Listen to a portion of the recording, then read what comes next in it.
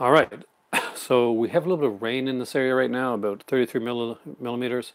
So we hopefully we're not going to have a problem with this stream. And I know that most people probably aren't going to see my stream this time of night, taped one.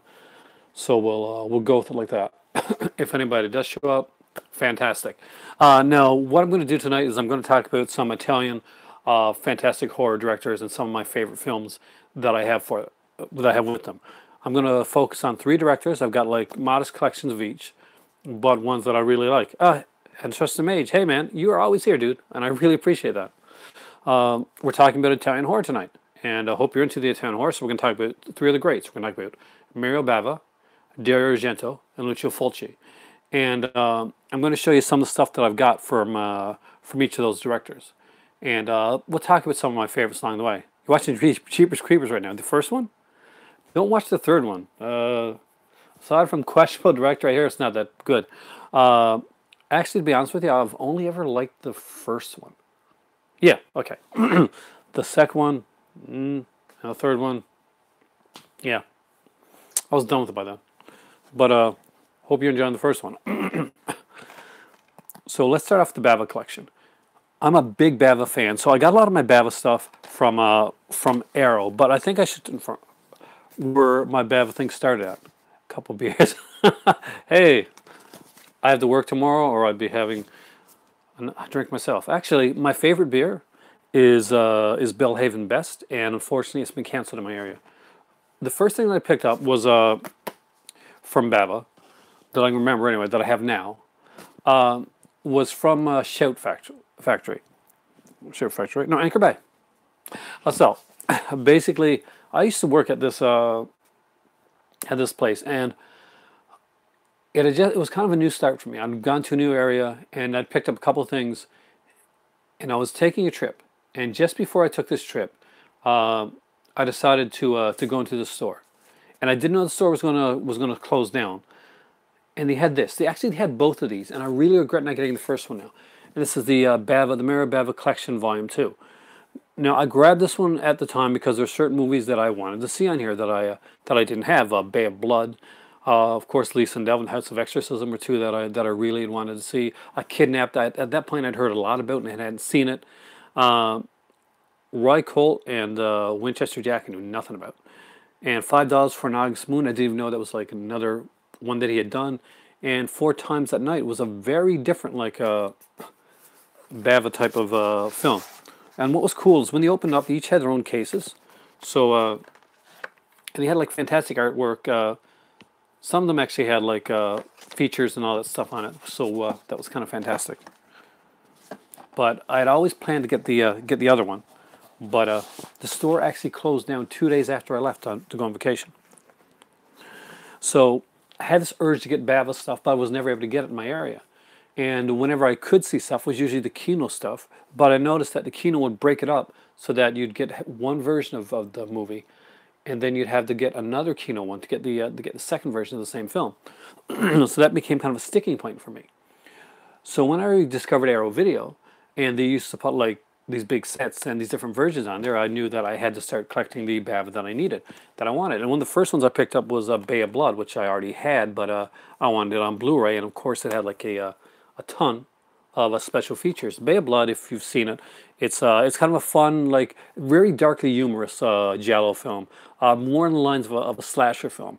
Just look at Friday the 13th Part 2, and there's stuff that's taken from. People say that, you know, it was lifted, but it's a very different story than Friday the 13th, to be totally honest with you. But it does deal with, like, there's a couple kills that are similar to the second Friday the 13th film, as well as having, of course, the teenagers, which become a trope for slasher films. Mario Bava was actually pretty much he was ahead of his time in so many different ways. So many people would like follow Mario Bava, like Argento and Fulci would go with his stuff. Now, the one that scared me a lot when I was a kid was this one right here. I would see this one on TV all the time, called Black Sabbath, and it was an anthology film. And as you guys know, I love anthology films. But see this here, that girl right there, that one there, that terrified me. I'd see pictures of it in Famous Monsters of Film and Magazine. I remember seeing it at a store once, and that, as a kid, that frozen, dead woman haunted my dreams, that haunted my nightmares, and I had to have the film. And this one here is actually a 3-disc edition of Black Sabbath, and it has like different versions on here, a ton of different features, some really great stuff. I'm a huge Mario Bava fan, and this was one of the ones that actually did scare me. And even to this day, holding it up here like this, when I put these movies down, I put this movie down second so that this wouldn't be facing me when I when I brought the stuff up. The latest one that I got was $5 for an August Moon, and that's one of the ones that I had on my set as well. But it's not one of my favorite Bava films. It's decent. Even a bad Bava film is a good film in my opinion.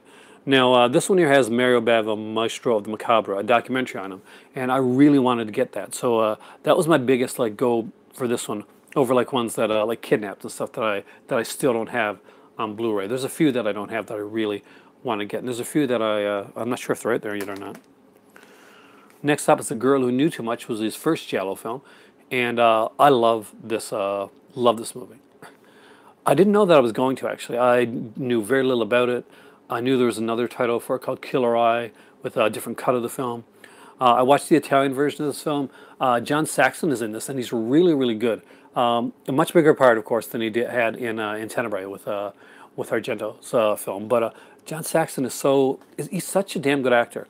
I had my uncle who recently passed away, unfortunately, my cousin's dad, and he looked remarkably like John Saxon in his younger years, and I was used to comment on that. It used to blow me away, and he's missed. I miss him very much now. But when I watch the movies and I see John Saxon, I kind of think about my uncle a bit, and I get a kind of a nice feeling inside. The Girl Who Knew Too Much. It really is worth checking out. If you haven't seen it, it's a good one. It's an earlier slasher one. It's not in the sleazy line. It's not like super violent or anything like that, but it's actually just a really good, fun movie. Classics. Black Sunday. Barbara Steele was, a goddess to me when I was growing up, watching her in all the horror films. But Black Sunday just held a special place in my heart.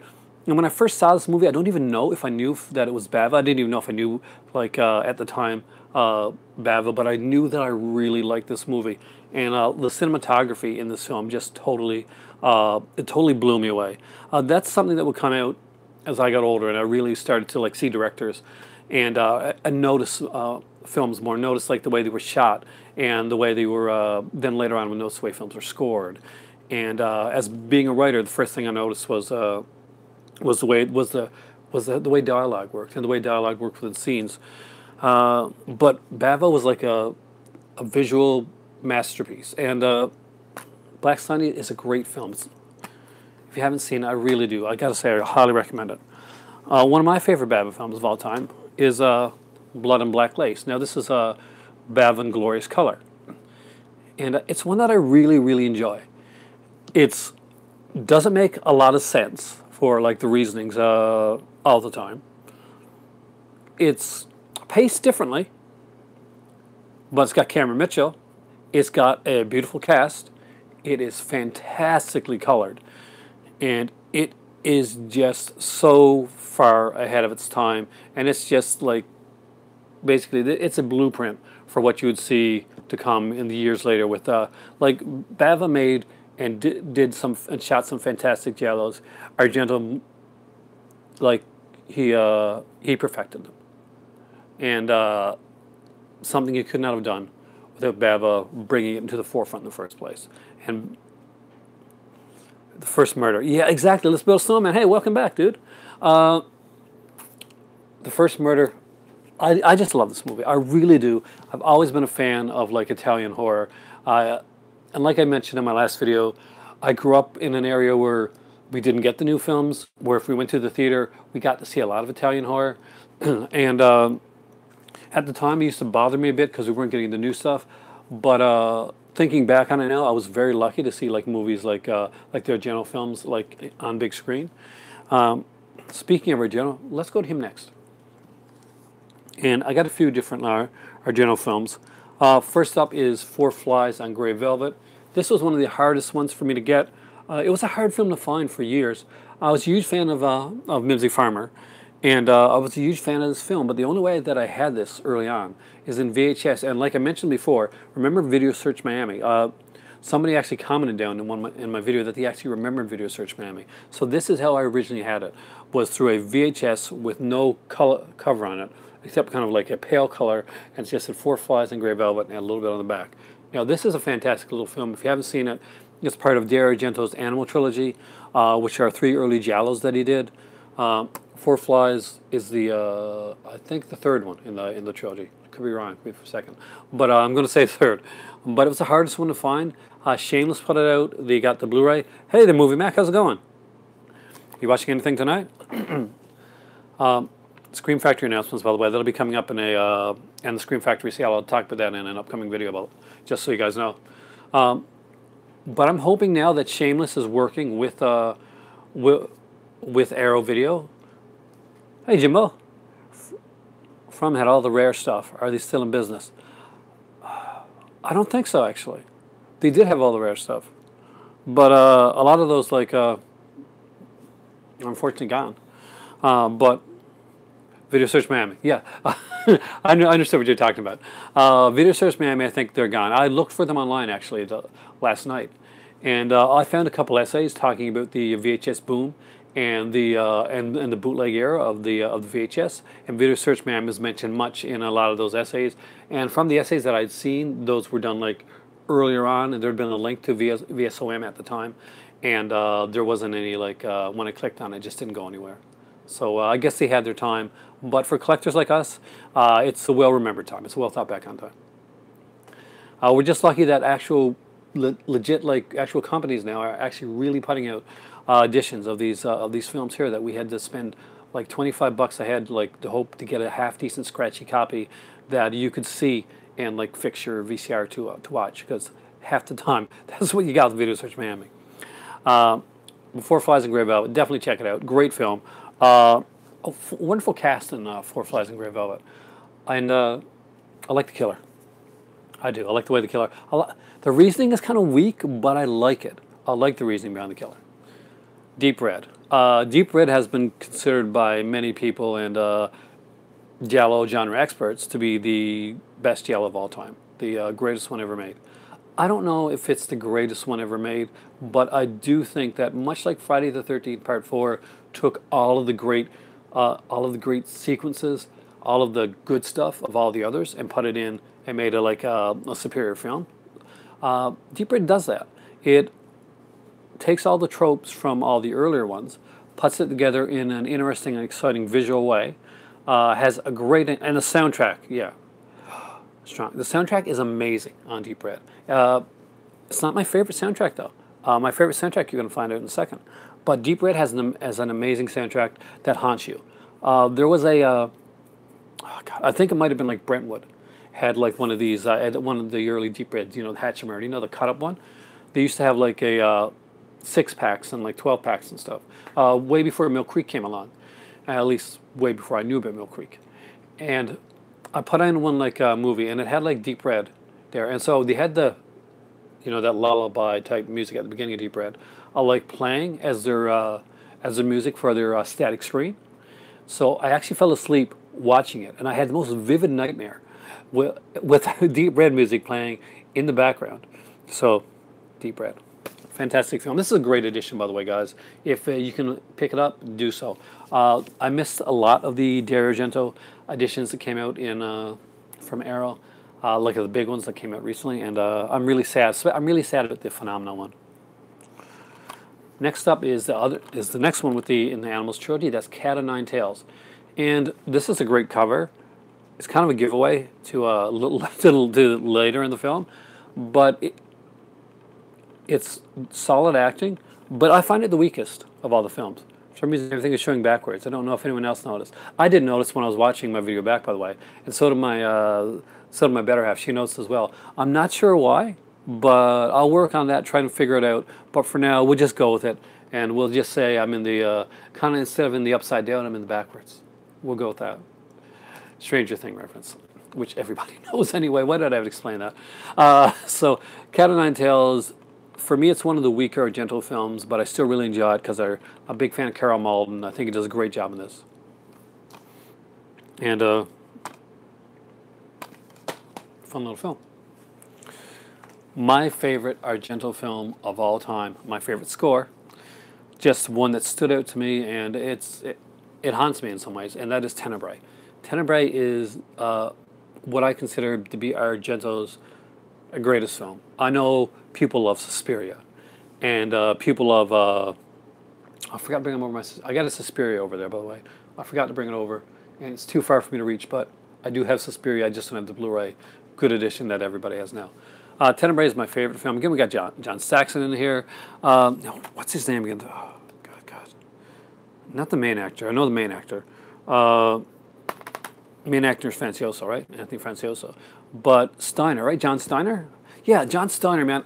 He's one of those guys that I've seen in like a bunch of like different Italian films. And like he's even like the cheesy like bad guy in like a Lou Ferrigno's like Sinbad film. And he's like the best part of it. He's just like hams it up. I'm just become a huge fan of that John Steiner guy after seeing him in like different films. But if you don't have Tenebrae, really, it is a fantastic film. And you're going to see more than one edition of that here, by the way. Next up is Bird with Crystal Plumage, which is Argento's first film and the first film in the Animal trilogy. It's really good. It's really, really good. It's not as like intense as Deep Red. I think it's head and tails above Cat o' Nine Tails. I just really like this one. Cat o' Nine Tails and Tenebrae would be the two films when Argento would go into a more science fiction-y aspect. In Cat o' Nine Tails, it's pretty obvious when he does with the deals with like the chromosomes, but some people don't pick up on the fact that Tenebrae is supposed to have kind of an almost a science fiction, almost futuristic aspect to it. That's why the movie, when you watch it, if you watch it again, it looks kind of so clean and so white. It's set in the near future. Next up is Inferno, and this is the one that he did, and actually Mario Bava worked on it with him. He did some shots. I think he did some shots near the end. This is one of the again the special boxes. As you can see on the inside, there's like cards and a Inferno poster there, a booklet. It's 2-disc edition and 4 covers. Tenebrae is still on my list of pickups, even though I have the steelbook from Synapse. It's a great. Synapse has an amazing steelbook of Tenebrae, and that featurette on there, I've watched it a million times, and I'm going to watch it again tonight. You know which one this? Yellow Fever. It's amazing.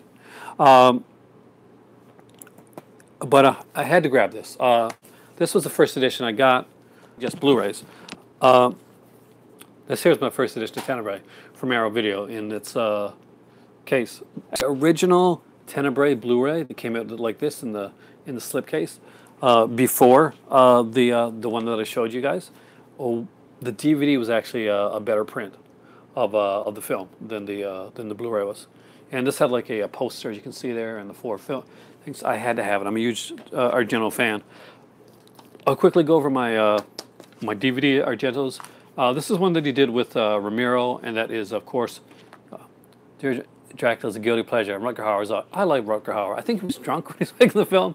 It seems like it. But that scene, man, I want a shirt with that grasshopper on it, with that neon green grasshopper. Argento was more in love with making the making of the film, behind the scenes 3D aspect of it, than he was interested at all in that movie, and it really shows.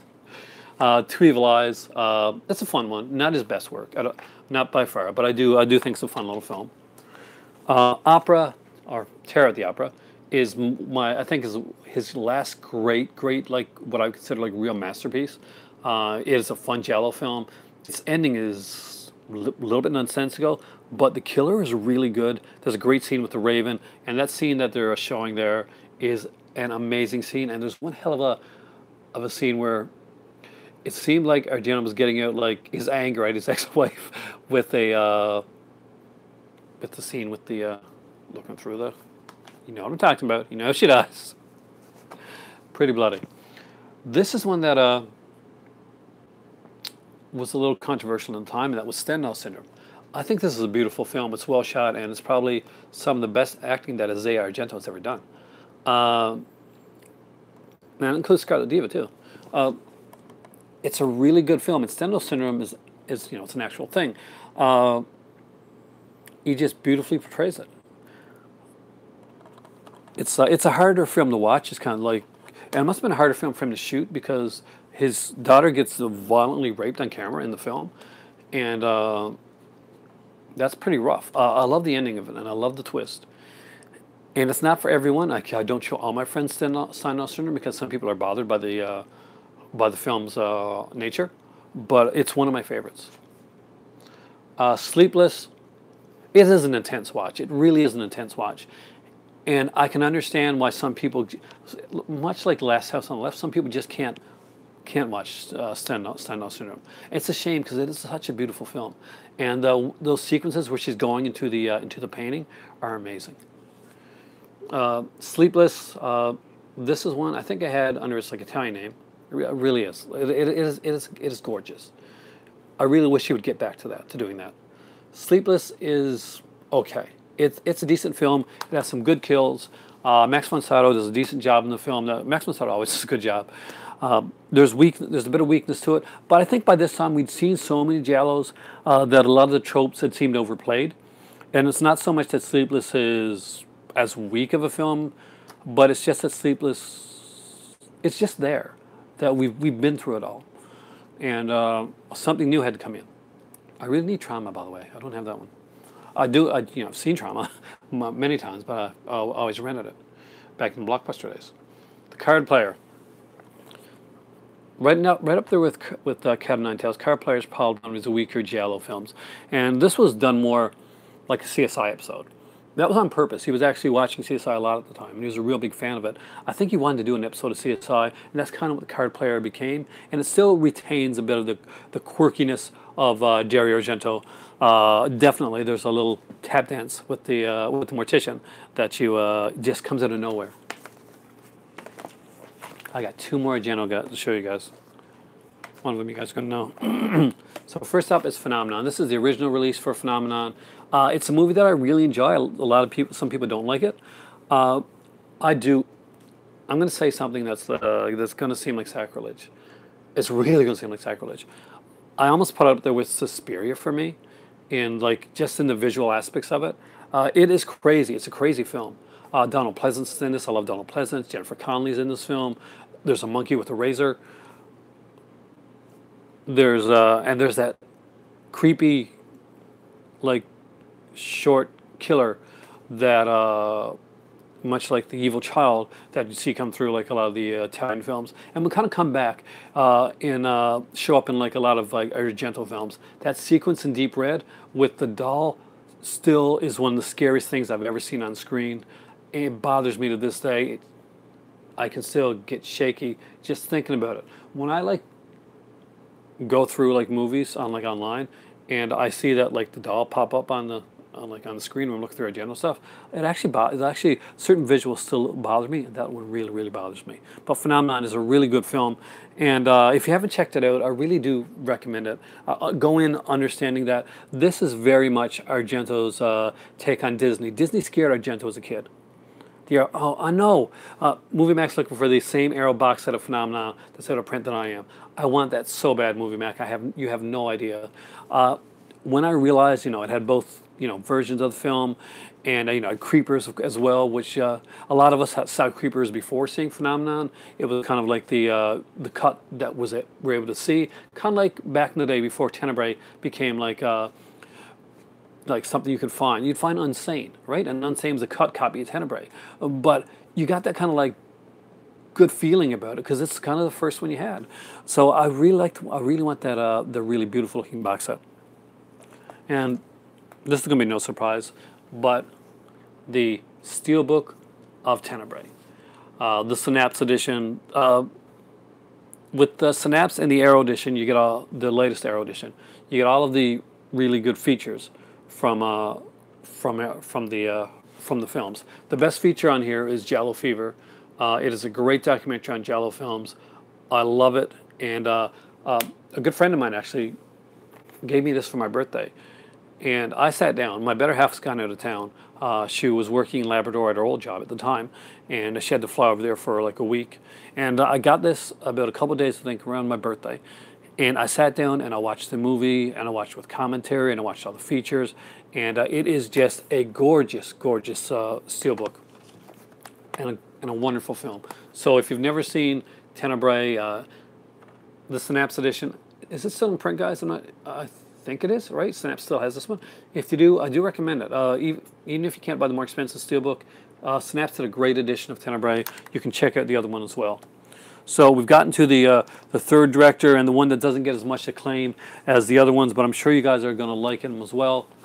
Yeah, I think they still have some. The steelbooks are pretty expensive.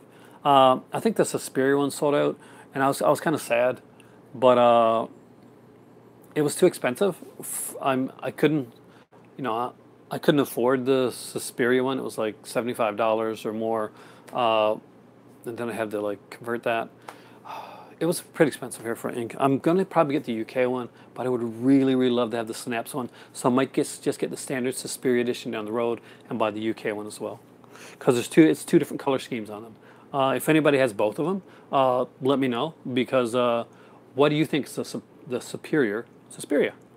The other one that I'm not showing here, that's over there, is I got the old Blue Underground one disc edition of Suspiria, the the 25th anniversary one. So, Fulci. Fulci has always been a favorite of mine.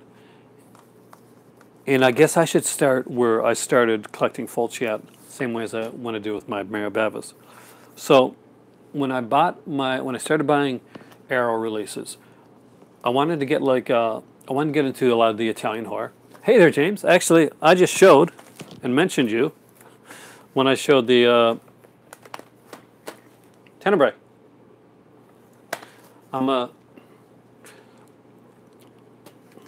Thank you, James. That actually made my birthday, and I was by myself at the time, so I sat down and watched it all. The Godfather of Gore. Yes, Fulci is the Godfather of Gore. So when I went back into to watch some Fulci stuff, I wanted to get something good, and it was actually at a really good price. I don't think this is around anymore. If you can find it, definitely pick it up. And it is from Arrow, or actually from Aerodrome, and that is the Gates of Hell trilogy.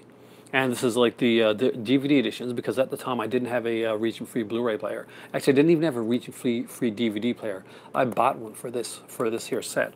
But again, it had like some decent features on there. I'll actually take them out and show you guys. So, of course, it has City of the Living Dead. I've also got a, which Allison bring over, Blue Underground edition of City of the Living Dead as well. And this one has like a audio commentary with Katrina McCall and Giovanni Leonardo Radice, and a trailer and a booklet as well by Stephen Thrower. So this one here had the booklet. It had its own like booklet. And each of these have like their own like alternate covers. I've gone over this one before, so I'm not going to go too much into it. There's the Beyond, of course, and the Classic House by the Cemetery. One that I think is highly underrated. Freudenstein, Dr. Freudenstein. But it was like it was kind of my gateway drug back into Fulci after not seeing a lot of stuff for a long time. And it really worked. Shameless, brought out a few. Okay, I got to find a way to do this. Okay. This is Don't Torture a Duckling by Shameless. I can't show you the whole cover because see the girl there? Yeah, she's naked underneath my hand. This is a fantastic giallo film. If you've never seen Don't Torture a Duckling, I really suggest that you seriously make a chance to see, make a time to see it ASAP. It is a very devastatingly good giallo film, and Fulci did an amazing job. It is not the average Fulci film. It's something that will stick in your head and in your mind. It definitely did stick in mine. But it was a good Fulci film. One of my favorites. My favorite Fulci film, actually New York Ripper. I'm a huge fan of this film. I got like the Blue Underground release of this. I got a DVD release of this. This was recently, this Blu-ray of by Shameless was recently given to me, and it's my favorite. I just love the New York Ripper. I know it's a really cheesy film, and I know it's kind of sleazy and it's bloody and some questionable things in it, but I just really like that movie. New York Ripper is one of those that sticks with you. If you've never seen New York Ripper, do you know if the Shameless is cut at all? Actually, I think it's worse in the UK. I think it is. The Killer's Quackers. Hey, 4K Cinema HD. doing a giallo one time. Now, giallo, I'm doing like an Italian horror one tonight. I didn't plan to, but I'm actually just did it on the fly. Now, this one here, is this one cut at all? Let me see. It might be. It might have the UK cut on here. But that's why I have the kind of like the Blue Underground and this edition, because it is a really good film, and it's one I want all cuts of the film, and I want all the features. But this is the most beautiful looking New York Ripper that you're definitely gonna see. Not a problem, and it has a neat booklet too. So if you're into booklets as well, it's got a booklet for it, and I do like that. Next up is one of Lucio Fulci's let's just say not his best films, and that is Manhattan Baby. I'm getting low on battery, so this one's not going to be very much longer. Manhattan Baby, I love the cover. Do I love the film? No, I got like this on Anchor Bay as well. It's funny doing this topic. I've been in an Italian mood lately. Oh, did you like the Zombie 3, the Fulci Matteo Zombie 3? I know that recently, Zombie 3 and 4 were put out by Severin, right? I got to get those down the road. I hear good things about 4, and on a recent podcast that I listened to, that he got into 4 a lot because it was just kind of crazy, and he expected more birds. There was not enough birds apparently. No zombie birds. Zombies 3 and 4 is so fun. Waiting for Mine from Severin. Oh, guys, you're so lucky. In the move recently, obviously, I've had to pare down a lot of stuff I got. Kind of an Exorcist ripoff, sort of. Saw the 4K print of Manhattan Baby in theaters. You're in New York 4K. You get all this cool stuff. I'm so jealous of that. One of these days, I'm going to visit New York, and dude, we're going to go out. We're going to go shopping. And I'm going to be broke, but we're going to have fun. You can show me New York. I do.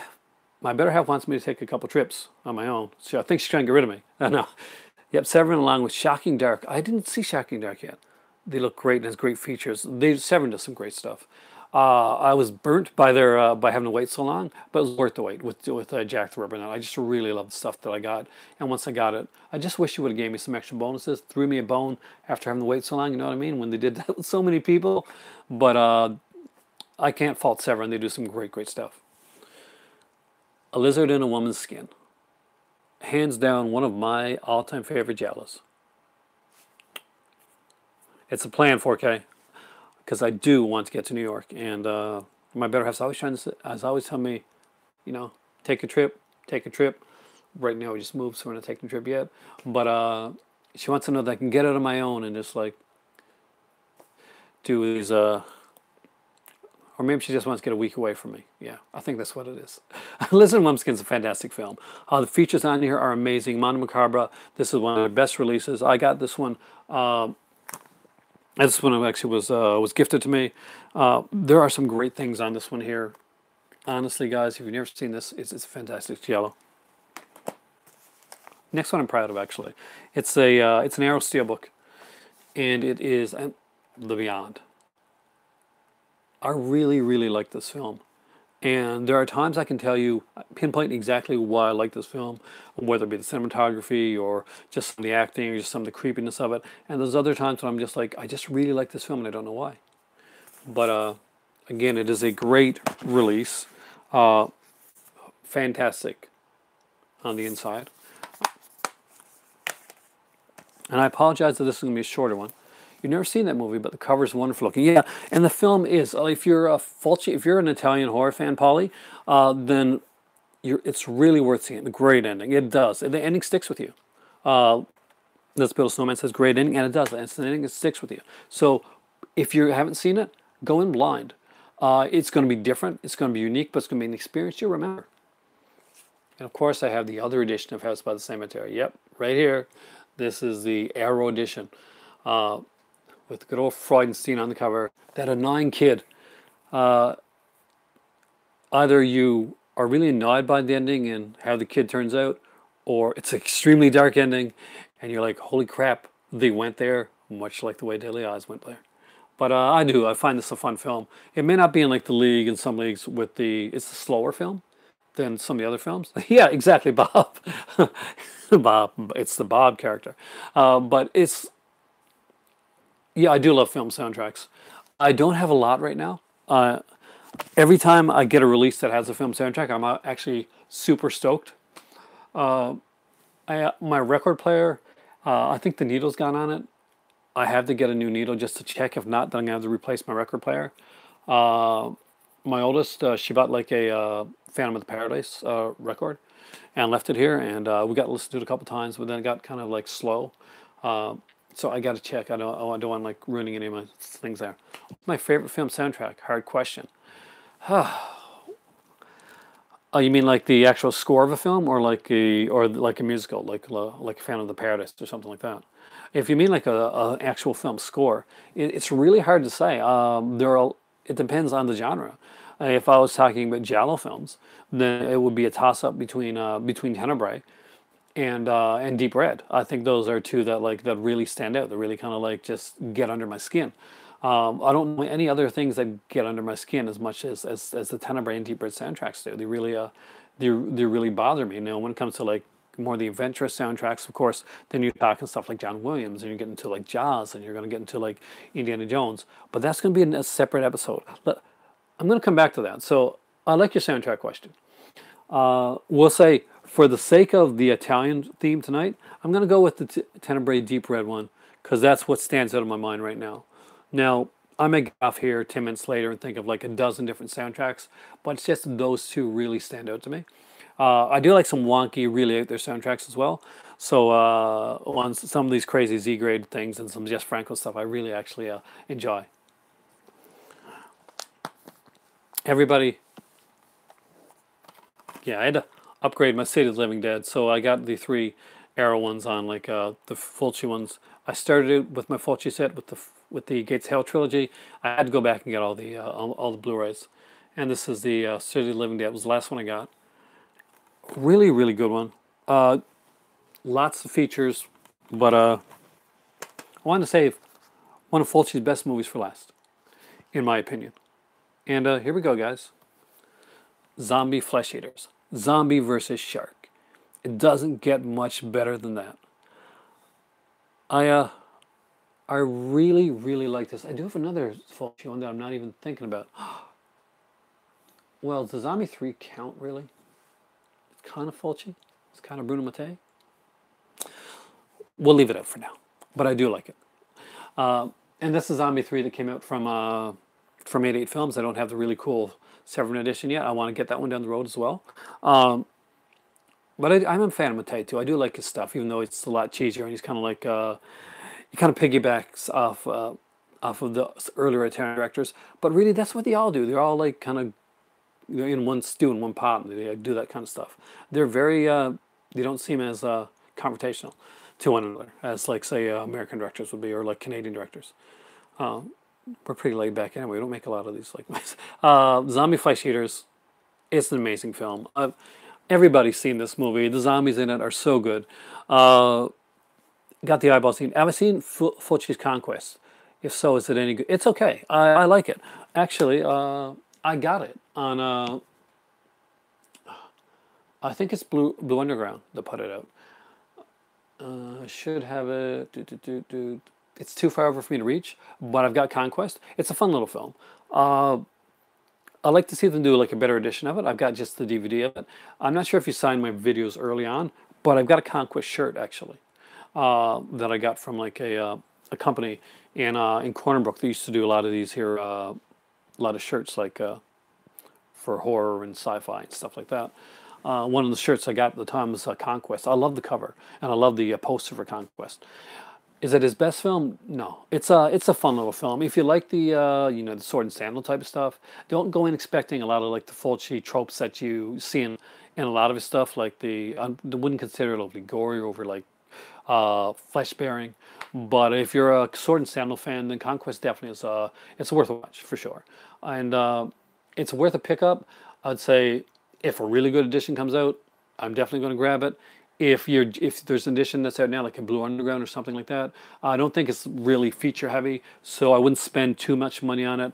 But it's a good way to like to see it and see for yourself if Conquest gets your thumbs up or thumbs down. But for me, I did enjoy Conquest. It was a fun one. I also have Bava's film Shock here, which I forgot to bring over as well. I didn't think about looking at my Anchor Bay or my Blue Underground stuff when I was doing this. For the Apocalypse is good if you like spaghetti westerns. It is. It's really good, and I love spaghetti westerns. Is anybody getting that Sartana set? I thought about it, but I'm going to wait on it. Contraband. Did you see the cover that Shameless has for Contraband? I need Contraband. Contraband is awesome. And just look up the Shameless cover in the Amazon UK. It's got like one of those kind of like moving lenticular covers of this gun in this guy's mouth. They're like it's cool. It's like it's an animated cover, and it's one that that cover's awesome. See, don't you need that film? It's kind of like we've owned it for years and it's still sealed for some reason. You need to watch it. I got a lot of stuff like that. The soundtrack question makes me think of spaghetti westerns. Oh, Saturday Night Fever. Saturday Night Fever is fantastic. Fearless Vampire Killer. Did you know that? Well, the first time I saw Fearless Vampire Killer, I wasn't a fan. I mean, I grew to love it over time after seeing it a second time. It's one of those where I don't know if I was at the right age or I was in the right frame of mind to understand it. Hey James, I knew you would have Sartana pre-ordered, though you never seen them. Mill Creek, actually. If you want to get like an advanced kind of like a not best quality, but want to get a look of them, Mill Creek usually has like kind of like these cheaper sets, and some of them have like the Sartana ones in there.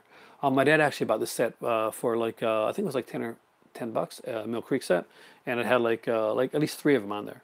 Not sure what the quality is, but it's a good way to see them if you want to see them before you get the set. But I'd wait until you get the set, and then you can really enjoy them because they'll be remastered with features and they'll look fantastic. Arrow does it great with their stuff like that. They just put out amazing editions that they can be like 100% proud of. Now, I'm ending my time here because my battery is almost dead. But if anyone wants to give me their Bava, Fulci, Argento favorite, let me know. Love spaghetti westerns. Yeah, if you love spaghetti westerns, James, the Sartana set is a sure thing. You're gonna enjoy it. I'm a huge spaghetti western fan, and I still but I still have to rewatch because I haven't seen it for years. Cemetery Without Crosses. That's actually was written by Argento. Argento actually wrote had parts to do with a few westerns. I think was it The Good, Bad, and the Ugly? I think that he wrote some on. I know there's one like of Leone's westerns because he worked. Argento started out as like a film reviewer in Italy, and he got into eventually got into making films, and he also used to write films. He wrote films for other people as well, and he kind of like at times he wrote with other people, and that's kind of how he kind of got into film in the first place, doing the story, the one that he first did, and just going with going real good with the Jellos. Let's Build a Snowman. Bava's Blood and Black Lace, then Black Sunday if you're in the mood for black and white. It's so good, that's true. Grandmaster Gav, 86, Mr. Ben, great catch you live. You catch me right at the end of it, but I thank you so much, by the way, and I really enjoyed your comments there. I really like Suspiria. Suspiria is gorgeous. Suspiria is a work of art. It goes, and a lot of people are going to hyperbole about it, but so for me, Suspiria and Phenomenon are in a different category when it comes to Argento's films. When I think of Argento, most of the times, I think of Movie Mac. I think of like his giallo stuff, and I try to think of his golden time. But Suspiria and Phenomenon 2, which I think down the road it'll get the praise it deserves, are works of art. And Steinhaus syndrome itself and the way that's done is a work of art. When Argento is good visually, he is amazing visually. Did I see the Suspiria remake trailer? I did, James, and you know what? I really like it. I don't think anything is going to take the place of Suspiria. I don't think this movie's trying to. I do think that it looks good. I think it looks haunting, which Suspiria should look, and I think it looks different, which it should do because it can't redo what's already been done. So I'm kind of excited about it. They actually showed. Oh, speaking of that, they showed pictures from Halloween today, the new one, and damn, that mask looks good. I know I took a little bit of a left turn there, but damn, that mask looks good. I'm so impressed. I'm so excited. But yeah, so there we go. I did I see Francesca? I don't know if I did. Uh, who directed it? I'd have to look. Is it a newer one? Is it something I'm forgetting? It's not. Is this gonna be one of these movies where I get off here and then I'm like, oh crap, it's that movie? Because that happens to me all the time. Uh, I think it's my age. That's what it's doing. It's like the Professor Mind's going a bit. It's great. It's that new Jello spoof, huh? Almost super well done. No, I haven't seen it. Actually, I thank you because I didn't even know about it. The last Jello spoof that I saw, well, I guess you can consider Jello spoof. Maybe I'm wrong. Okay, we'll see. We'll find out. Was that one that was done in Canada? Oh, it is perfect. You're right. No, I haven't seen it yet. I want to then definitely. I didn't even know about it. So thanks a lot because that's not one that I was aware of. Remember that one that came out? Hey, Nicole and Kyle. I never see you guys live here. New Suspiria trailer looks promising. Might get us out. Oh man, Amazon Live is finding that out, right? Is that gonna? So that should actually make a theater release before it goes to Prime, right? Because Amazon does have like a theater release date, and that's the thing that stops Netflix. Yes, I think it does actually. The editor. Okay, I was thinking about the editor as well. That's the one that I got. See, and for Suspiria, I'm hoping for a theater release for that one. It's one that deserves it. It looks like a visually stunning film and something that if you're going to stick Suspiria on your name, you better be visually stunning. And you don't have to do what Argento did. Do your own thing with it. Be respectful to what came before it. That's the most important thing. And I was so worried when Suspiria was coming out because I remember when they were going to do Terror Train over again, and I'm not sure if you guys are aware they tried to remake Terror Train. There's a movie called The Train. I think it's called The Train, not the Burt Lancaster thing, but it's like a horror movie, and it has nothing to do with Terror Train. But in the initial stages of it, that was what it was going to be. It did not turn out that way, and it did not turn out good. You ever thought you watched a movie with Dakota Johnson? Well, did you actually ever see any of those like 50 Shades ones? They're horrible. We're afraid to click the new trailer. Yeah, I can see that, especially if you're a really big fan, guys. But same here. It was like about an hour that I saw the link. No, James did not watch the 50 Shades movies. Kudos for that. I tried. I really did. But I also tried to read the book because one of my friends was really into that, like one of the girls that I worked with at my last job. But it was like atrociously written. And I tried to watch the film, and the people didn't have any chemistry, and it was just like really badly acted. And I turned it on because the guy that stars as Christian Grey actually played a serial killer in this like miniseries that I really liked. So I thought maybe he could like bring the film, bring to a different level, but that didn't happen. He looked like he was totally checked out at the time when it was being done. But yeah, no, when Suspiria, I waited about an hour before I clicked on the link myself, and I was nervous, much in the way that Friday comes, the Halloween trailer's dropping. Ryan Turek has said so. Blumhouse has confirmed it. The Halloween trailer for the new film is dropping on Friday, and they showed some pictures for it, and it looks marvelously good. Jamie Lee Curtis looks exactly the way that I want her to look. She looks more Laurie than she did in H2O. And the film, Myers looks creepy and huge, but not too huge. He's not like Tyler Mane huge type of thing, who was really big. I think Tyler Mane got like a bad like rap. I think he did a good job with what he did actually. Uh, and he's a lot of these guys. I mean, like he's good Sabretooth too, by the way. I really like him as Sabretooth. Liv Schreiber, I love Liv Schreiber, he's a fantastic actor, but I'm not sure if he was the right choice when he did the Wolverine Sabretooth movie. My God, this thing took a whole like different turn, didn't it? Just because of the Suspiria trailer and which brought on the Halloween trailer. But with that being said, my camera's almost dead. I had planned to make this a much longer like one tonight. I got my camera ready. I was like, I got my Italian stuff, and I've got a huge passion for Italian films. So I wanted to talk to you guys about Bava and Fulci and Argento, and like maybe get into like do a little talk about Martino as well, and talk about some of the other greats, and like kind of wander down the road of Franco, which I want to get into later on because Franco's a favorite director of mine that I think is like heavily like crapped on, which is a shame because nobody loved making movies more than Jess Franco did. Good or bad, he loved making movies. If you guys are enjoying this format, Pieces. Oh, dude, Pieces.